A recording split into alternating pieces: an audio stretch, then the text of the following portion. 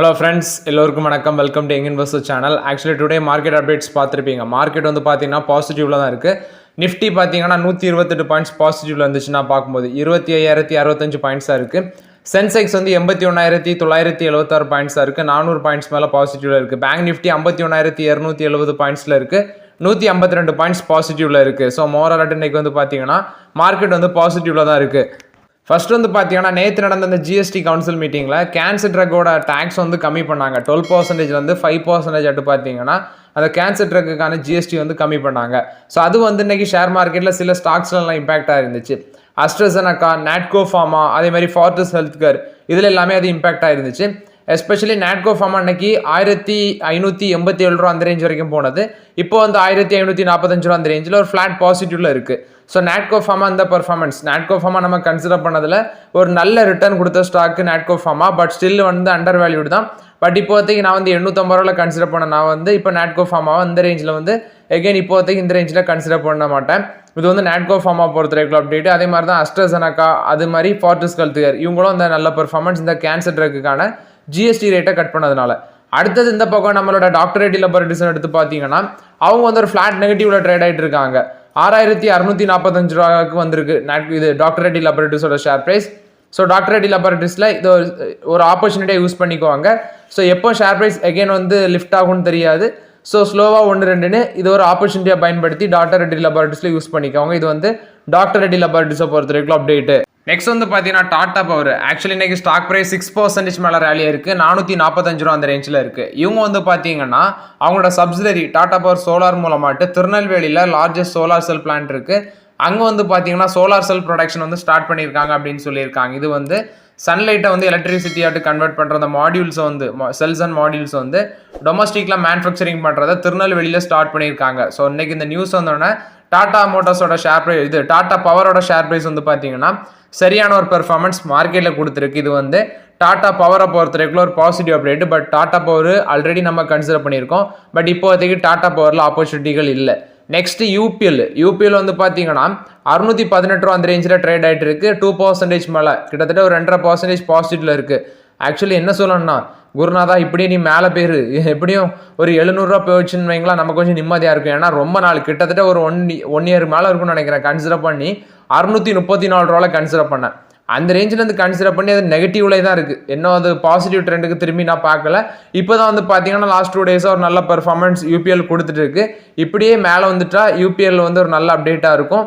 So maybe மழைகள்லாம் பெஞ்சு அந்த ஃபெர்டிலைசர்லாம் நல்லா விற்றுச்சுன்னா இந்த கம்பெனி வந்து மேலே வர்றதுக்கு இன்னும் மேலே போகிறதுக்கு வாய்ப்புகள் பிரகாசமாக இருக்குது. இது வந்து யூபிஎல்லை பொறுத்த வரைக்கும் update. Next Manappuram finance. Actually 150 ரூபாவில் கடைசி கன்சிடரேஷன், அப்புறம் ஒரு 170 ரூபாவில் கன்சிடர் பண்ணேன். ஸோ இப்போ வந்து பார்த்தீங்கன்னா நல்ல ஒரு ரிட்டர்ன்ஸில் தான் இருக்குது மணப்புரம் ஃபினான்ஸ். மணப்புரம் ஃபினான்ஸ் என்ன அப்டேட் கொடுத்துருக்காங்கன்னா மணப்புரம் ஃபினான்ஸில் டிவிடன் வந்து கிரெடிட் ஆயிருக்கு. ஸோ அதை செக் பண்ணி பார்த்துக்கோங்க. இன்னைக்கு 204 ரூபாவில் இருந்துச்சு, ஃப்ளாட் பாசிட்டிவ் இருந்துச்சு. இனி ஒரு 190 ரூபா அந்த ரேஞ்ச் வந்துச்சுன்னா ஸ்லோவாக மணப்புரம் ஃபினான்ஸில் 1-2 கன்சிடர் பண்ணலாம். பட் இப்போதைக்கு கொஞ்சம் வெயிட் பண்ணலாம். மணப்புரம் ஃபினான்ஸில் டிவிடன் வந்து எனக்கு இன்னைக்கு கிரெடிட் ஆயிருந்துச்சு. ஸோ மணப்புரம் ஃபினான்ஸோட டிவிடன் கிரெடிட் ஆயிருக்கா அப்படின்னு சொல்லி நீங்கள் எல்லாமே செக் பண்ணிக்கோங்க. அடுத்தது இந்த கேலா ப்ரிசிஷன் ஐபிஓ வந்து நிறைய பேர் இது என்ன பண்ணியிருந்தாங்க, அப்ளை பண்ணியிருந்தாங்க. அதோட ஃபண்டு வந்து என்ன ரீஃபண்ட் ஆகலை அப்படின்னு சொல்லி நிறைய பேர் சொன்னீங்க.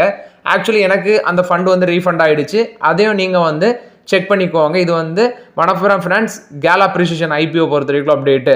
நெக்ஸ்ட் வந்து பார்த்தீங்கன்னா ஐசிசிஐ பேங்க். ஆக்சுவலி இன்னைக்கு ஒரு ஃப்ளாட் பாசிட்டிவ்ல இருந்துச்சு. 1238 ரூபாவில் இருந்துச்சு நான் பார்க்கும்போது. பட் இன்னைக்கு ஒரு 240 ரூபா வரைக்கும் தாண்டி போயிருக்கு இந்த ஷேரு. 1238 ரூபாவில் இருக்குது நான் பார்க்கும்போது. இவங்களுக்கு இன்னைக்கு வந்து பார்த்தீங்கன்னா சிஎல்எஸ்சி ஒரு அப்டேட் கொடுத்துருக்காங்க. அவுட் பெர்ஃபார்ம் கால் வந்து மெயின்டைன் பண்ணியிருக்காங்க. இதில் ஐசிசிஐ பேங்க் வந்து 21% வந்து அப்சைட் போக வாய்ப்பு இருக்குது அப்படின்னு சொல்லியிருக்காங்க. ஸோ இவங்களோட டெபாசிட்ஸ் வந்து மற்ற ப்ரைவேட் செக்டார் பேங்கை கம்பேர் பண்ணும்போது நல்லா இருக்குன்னு சொல்லி சிஎல்எஸ்ஐ உங்களுக்கு 21% மேலே போக வாய்ப்பு இருக்குது அப்படின்னு சொல்லியிருக்காங்க ஐசிசிஐ பேங்குக்கு. இது ஐசிசிஐ பேங்க் பொறுத்த வரைக்கும் பாசிட்டிவ் அப்டேட்டு. பட் இப்போதைக்கு ஐசிசிஐ பேங்க்கில் நியூ ஆப்பர்ச்சுனிட்டி இல்லை. என்ன கேட்டால் ஒரு 1000 கீழே வந்தால் தான் ஐசிசிஐ பேங்க் கன்சிடர் பண்ணது ஒரு நல்ல ஆப்பர்ச்சுனிட்டியாக இருக்கும். நெக்ஸ்ட்டு ஐஎன்எக்ஸ் விண்டு. இன்னைக்கு ஷேர் ப்ரைஸ் ஒரு ஃப்ரெஷ் ரெக்கார்ட் ஹை டச் பண்ணியிருக்கு. இந்த ஷேர் வந்து ஒரு வருஷத்தில் 366% வந்து ரிட்டர்ன் கொடுத்துருக்கு. அது மட்டும் இல்லாமல் இன்னைக்கு வந்து பிஎஸ்சி அண்ட் என்எஸ்சியில் கிட்டத்தட்ட 2 கோடி ஷேர் வந்து பார்த்தீங்கன்னா கை மாறி இருக்கு. 1 வீக் ஆவரேஜ் ட்ரேடிங் வால்யூமை கம்பேர் பண்ணும்போது 1 கோடி ஷேர் வந்து பார்த்தீங்கன்னா இன்னைக்கு ட்ரேட் ஆயிருக்குன்னு சொல்லியிருக்காங்க. ஸோ அதனால இன்னைக்கு அந்த ஸ்டாக் ப்ரைஸ் வந்து ஒரு நல்ல பெர்ஃபார்மன்ஸ் ஹெவி வால்யூமை பேஸ் பண்ணி இந்த ஸ்டாக் வந்து ஐஎன்எக்ஸ் விண்டோட ஷேர் ப்ரைஸ் நல்ல ஒரு பெர்ஃபார்மன்ஸ் கொடுத்துருக்கு. நெக்ஸ்ட் எஸ்ஜேவிஎன், அதுவும் அன்னைக்கு சரியான பெர்ஃபார்மன்ஸ். ஸ்டாக் ப்ரைஸ் வந்து 6% மேலே இருக்குது. நான் பார்க்கும்போது 135 ரூபா கிட்ட இருந்துச்சு. 6% மேலே ரேலியாக இருக்குது. இவங்க வந்து ஐஆர்டிஏ, ஜிஎம்ஆர் எனர்ஜி அவங்களுக்கு கூட ஒரு 9100 கோடி வேல்யூ உள்ள ஒரு memorandum of understanding Karnali hydro power limited அப்படிங்கிற ஒரு ப்ராஜெக்ட்டுக்கு வந்து பார்த்தீங்கன்னா இவங்க வந்து மெமரம் ஆஃப் அண்டர்ஸ்டாண்டிங் சைன் பண்ணியிருக்காங்க 900 மெகாவாட்டு நேபாளில். ஸோ அதை பேஸ் பண்ணி இன்னைக்கு இந்த எஸ்ஜேவிஎன், அதே மாதிரி ஐஆர்டிஏ, அடுத்தது வந்து பார்த்தீங்கன்னா ஜிஎம்ஆர் எனர்ஜி, இவங்க எல்லாமே மார்க்கெட்டில் பாசிட்டிவ்ல இருந்தாங்க. இது வந்து எஸ்ஜேவிஎன் ஷேர் ப்ரைஸை பொறுத்த வரைக்கும் அப்டேட்டு. இன்ஃபோசிஸோட ஷேர் நம்ம கன்சிடர் பண்ணியிருக்கோம், நல்ல ஒரு ப்ராஃபிட்டில் இருக்கும். இன்றைக்கி வந்து ஒரு 1% மேலே பாசிட்டிவ்ல தான் இருந்துச்சு. ஆனால் இன்ஃபோசிஸில் வந்து பார்த்தீங்கன்னா இன்றைக்கி ஒரு முக்கியமான அப்டேட் வந்திருக்கு. செபி வந்து இவங்களுக்கு மேலே இருந்த ஒரு சார்ஜஸை வந்து ட்ராப் பண்ணியிருக்காங்க. என்னதுன்னா இவங்களோட என்டிடிஸும் ப்ளஸ் வந்து இவங்களோட எம்ப்ளாயிஸும் சில பேர் வந்து இன்சைடு ட்ரேடிங்கில் வந்து ஏதோ முறைகேடுகள் நடந்திருக்கு. எம்ப்ளாயிஸும் இவங்களோட அசோசியேட் என்டிடிஸும் வந்து பார்த்தீங்கன்னா இன்சைடர் ட்ரேடிங் கேஸ் ஒன்று நடந்திருக்கு. அதில் வந்து சில ப்ராப்ளம் நடந்திருக்குன்னு சொல்லியிருக்காங்க. இது வந்து 2021 கேஸு. அது மண்டே வந்து பார்த்தீங்கன்னா ஆர்டர் வந்திருக்கு. ஸோ போதுமான ஆதாரங்கள் இல்லாததுனால அந்த கேஸை வந்து செபி வந்து அதை ஸ்குவாஷ் பண்ணி விட்டுருக்காங்க. அதனால இன்னைக்கு இன்ஃபோசிஸ்க்கு ஒரு பாசிட்டிவ் அப்டேட்டாக இருந்திருக்கு அப்படின்னு சொல்லியிருக்காங்க. மோராட் இது வந்து இன்ஃபோசிஸை பொறுத்த வரைக்கும் அப்டேட். இதில் வந்து பார்த்தீங்கன்னா Prenshu Putra, Amit Putra, Bharat C Jain, capital one partners, அடுத்தது தெஷோரா capital and Venkata Subramaniam V. இதில் வந்து போத் பிரஷு அண்ட் புத்ராவும் வெங்கடா சுப்ரமணியம் வந்து சீனியர் ரோலாக இருந்தாங்க இந்த இன்ஃபோசிஸில். அது மட்டும் இல்லாமல் இந்த கேபிட்டல் ஒன்றும் தெசோரா கேபிட்டலும் வந்து பார்த்தீங்கன்னா ட்ரேடிங் ஆக்டிவிட்டீஸில் வந்து செபி வந்து ஸ்க்ரூட்டனைஸ் பண்ணியிருந்தாங்க. ஸோ மோராட் இப்போ டீப் இன்வெஸ்டிகேஷனுக்கு அப்புறம் போதுமான ஆதாரங்கள் இல்லாததுனால அதை வந்து ஸ்குவாஷ் பண்ணியிருக்காங்க. ஸோ இன்ஃபோசிஸ்க்கு இது ஒரு பாசிட்டிவ் அப்டேட் இருந்திருக்கு. இன்னைக்கு ஷேர் ப்ரைஸ் நல்ல ஒரு 1% மேலே பாசிட்டிவ்ல ட்ரேட் ஆகிட்டு இருக்கு. சுஸ்லான் எனர்ஜி இன்னைக்கு 4% மேலே ரேலியாக இருந்துச்சு. இதுக்கு முக்கியமான காரணம் சுஸ்லான் எனர்ஜிக்கு வந்து மார்கன் ஸ்டான்லி ஓவர் வெயிட் ரேட்டிங்கை ரிமைண்ட் பண்ணியிருக்காங்க. அது மட்டும் இல்லாமல் நேற்று சுஸ்லான் எனர்ஜி ஒரு ஆர்டர் வின் பண்ணியிருந்தாங்க, என்டிபிசி கிட்ட இருந்துச்சு. அதை பேஸ் பண்ணி சுஸ்லான் எனர்ஜி இன்னைக்கு ஒரு நல்ல பெர்ஃபார்மன்ஸ் மார்க்கெட்டில் கொடுத்துருக்கு. சுஸ்லான் எனர்ஜி ஹோல்ட் பண்ணுறவங்களுக்குலாம் கண்டினியூஸாக பாசிட்டிவ் அப்டேட் தான் வருது. இது வந்து சுஸ்லான் எனர்ஜியை பொறுத்த வரைக்கும் அப்டேட்டு. நெக்ஸ்ட் வந்து பார்த்தீங்கன்னா ஏத்தர் எனர்ஜி ஒரு அப்டேட் கொடுத்துருக்காங்க. ஸோ ஏத்தர் எனர்ஜி வந்து ஐபிஓ வர போகிறாங்க அப்படின்னு சொல்லி நம்ம அப்டேட் பார்த்துருந்தோம் நேற்று. ஸோ இப்போ வந்து அவங்க இந்த 2 வீலர் எலக்ட்ரிக் மோட்டார் சைக்கிளுக்குள்ளே வராங்க அப்படின்னு சொல்லியிருக்காங்க. அவங்களோட ஃபர்ஸ்ட் எலக்ட்ரிக் மோட்டார் சைக்கிளை வந்து லான்ச் பண்ண இருக்கிறோம் அப்படின்னு சொல்கிறாங்க. ஸோ இது வந்து direct competition to Ola electric. அவங்களும் எலக்ட்ரிக் வெஹிக்கிள் விரைவில் லான்ச் பண்ணோம் அப்படின்னு சொல்லியிருந்தாங்க. ஸோ மகாராஷ்டிராவில் வந்து ஒரு பிளான்ட் வந்து புதுசாக போட போகிறோன்னு அவங்க வந்து அங்கே இருக்கிற சீஃப் மினிஸ்டரான ஏக்நாத் ஷிண்டேவை மீட் பண்ணி அது குறித்து டிஸ்கஷன் எடுத்து அதை டீட்டெயில்ஸ் எல்லாமே வந்துச்சு, அதுவும் பார்த்தோம். அதோட வேல்யூ வந்து 2000 கோடி இன்வெஸ்ட்மெண்ட்லாம் போட போகிறாங்க அப்படின்னு சொல்லி பார்த்துருந்தோம்.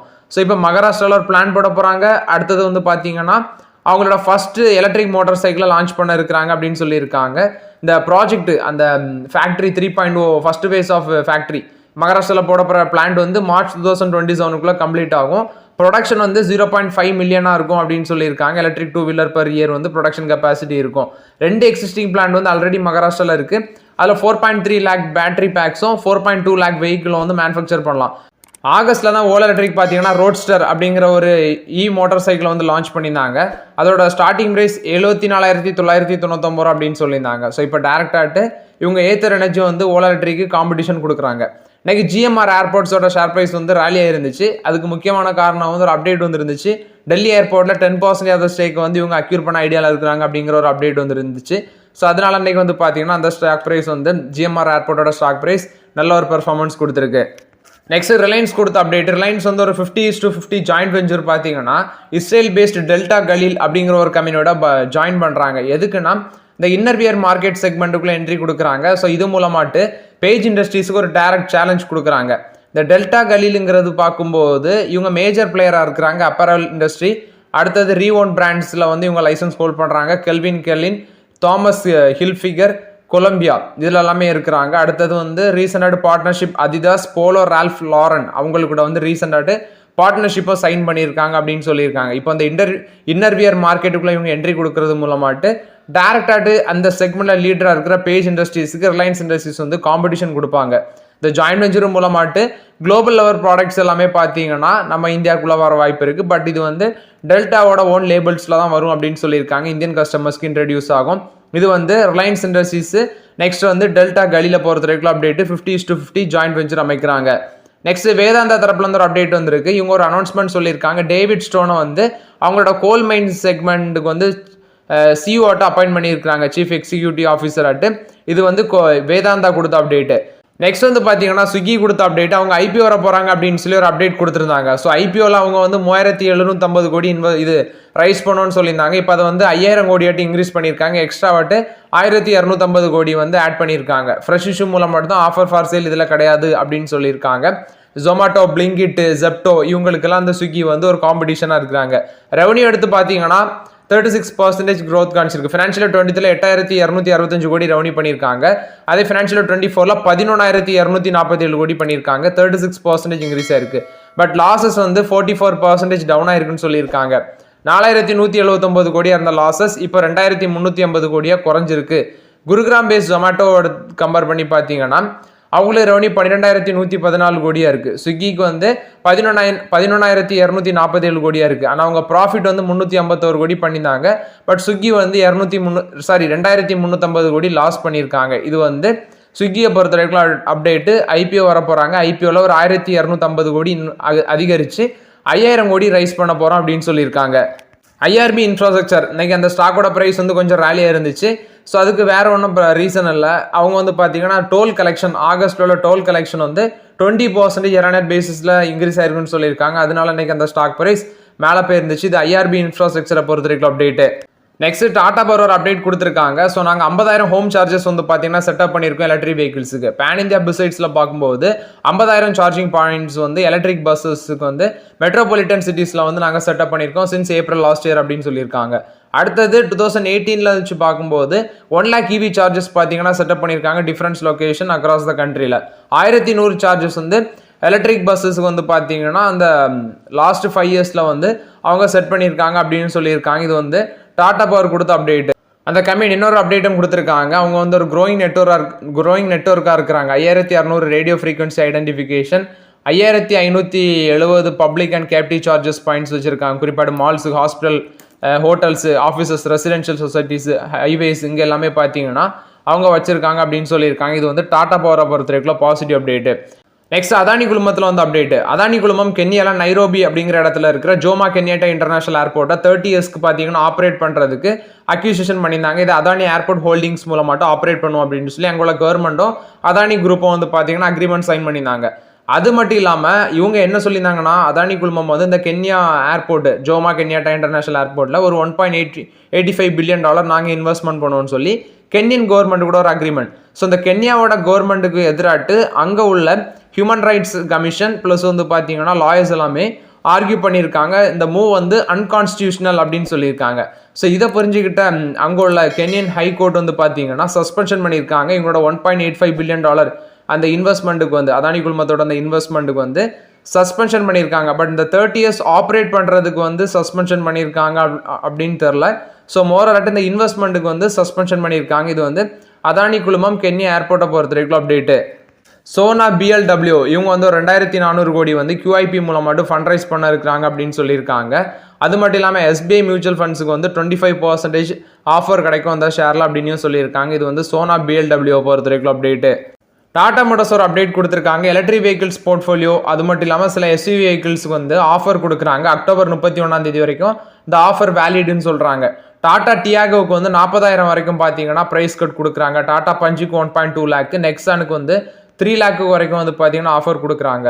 அடுத்தது டாடா பஞ்சோட வேல்யூ வந்து பார்க்கும்போது 7.99 lakhல ஸ்டார்ட் ஆகுது. அதை EV காஸ்ட் வந்து 9.9 lakh இருக்குது அப்படின்னு சொல்கிறாங்க. டாட்டாவோட பாப்புலர் கார் தான் நெக்ஸான் EV. அது வந்து 12.49 லட்சத்தில் ஸ்டார்ட் ஆகுது அப்படின்னு சொல்லியிருக்காங்க. நெக்ஸ்ட்டு அவங்களோட கார் வைஸ் பார்க்கும்போது இந்த SUV செக்மெண்ட் ஃபஸ்ட்டு செப்டம்பர் 9 வந்து அவங்க கொடுத்த அப்டேட்டில் 2.05 lakhs வரைக்கும் பார்த்தீங்கன்னா அந்த ICE வேரியண்ட்டுக்கு வந்து டிஸ்கவுண்ட் கொடுக்குறாங்க. ப்ளஸ் வந்து SUV இந்த செக்மெண்ட்டில் டிஸ்கவுண்ட் கொடுக்குறாங்க. அதில் பார்க்கும்போது டாடா டியாகோக்கு வந்து 65,000 வரைக்கும் ப்ரைஸ் கட் இருக்குது. டிகாருக்கு 30,000 வரைக்கும் இருக்குது. ஹேரியருக்கு 1,60,000 வரைக்கும் இருக்குது அப்படின்னு சொல்லியிருக்காங்க. ஆல்ட்ராஸுக்கு 45,000, சஃபாரிக்கு 1,80,000 அப்படின்னு சொல்லியிருக்காங்க. நெக்ஸானுக்கு 80,000 வரைக்கும் ஆஃபர் இருக்குது அப்படின்னு சொல்லியிருக்காங்க. மோரலாட்டி இது வந்து டாடா மோட்டார்ஸ் வந்து ஃபெஸ்டிவல் சீசனில் கார் சேல்ஸை பூஸ்ட் பண்ணதுக்கு வேண்டி ஆஃபர் ப்ரொடக்ஷன் பண்ணுறாங்க. ஸோ என்னென்னா லாஸ்ட் மந்தில் சேல்ஸ் வந்து பார்த்தீங்கன்னா அவங்களுக்கு குறைஞ்சிருந்து அதை பூஸ்ட் பண்ணுறதுக்கு வேண்டி தான் இவங்க வந்து இந்த மாதிரி முடிவுகள் கையில் எடுத்திருக்காங்க. அது மட்டும் இல்லாமல் இவங்க 5,500 இது சார்ஜிங் பாயிண்ட்ஸ் வந்து பார்த்தீங்கன்னா டாடா பவர் மூலமாட்டு அக்ராஸ் த கண்ட்ரி வந்து அமைச்சிருக்காங்க. ஸோ அந்த கஸ்டமர்ஸ் வந்து 6 மாதம் ஃப்ரீ ஆஃப் காஸ்ட்டில் வந்து எந்த சார்ஜிங் பாயிண்ட்ஸில் வேணும், அதை டாடா பவருக்கு சம்மந்தமான சார்ஜிங் பாயிண்ட்ஸில் ஃப்ரீ ஆட்டு சார்ஜ் பண்ணிக்கலாம் அப்படின்னு சொல்லியிருக்காங்க. இது வந்து டாடா மோட்டர்ஸை பொறுத்த வரைக்கும் update. So okay friends, actually இந்த வீடியோவில் சில இம்பார்ட்டன்ட் அப்டேட்ஸ் எல்லாமே டிஸ்கஸ் பண்ணோம். இந்த வீடியோ உங்களுக்கு பயனுள்ளதாக இருக்கும்னு நினைக்கிறேன். பயனுள்ளதாக இருந்துச்சுன்னா லைக் பண்ணுங்கள், சப்ஸ்கிரைப் பண்ணுங்கள், கமெண்ட் பண்ணுங்கள். Okay friends, thank you.